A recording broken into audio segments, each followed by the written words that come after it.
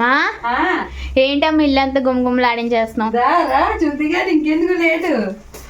ఇదిగో ఏంటిది? Chicken curry.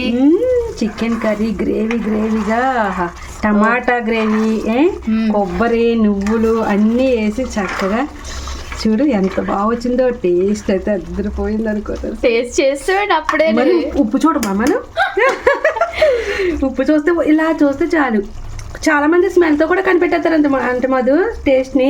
అది చెఫ్స్ అయ్యే ఉప్పు సరిపోయిందా లేదా కూడా కనిపెట్టేస్తారంట. మనకు అలా తెలియదులే, మనం చూస్తాము. దాంట్లోను ముస్లమ్మ అంటది కదా, నువ్వు చూడు అంటది కదా కోడలు. ఉప్పు సరిపోయి ఎలా తెలిసిందండి అంటే అలాగే ఉంటదని అంటది అది కూడా. కానీ టేస్ట్ అయితే భలే ఉంది, సూపర్ ఉంది కూర. చూస్తుంటే తెలిసిపోతుంది టేస్ట్. చాలా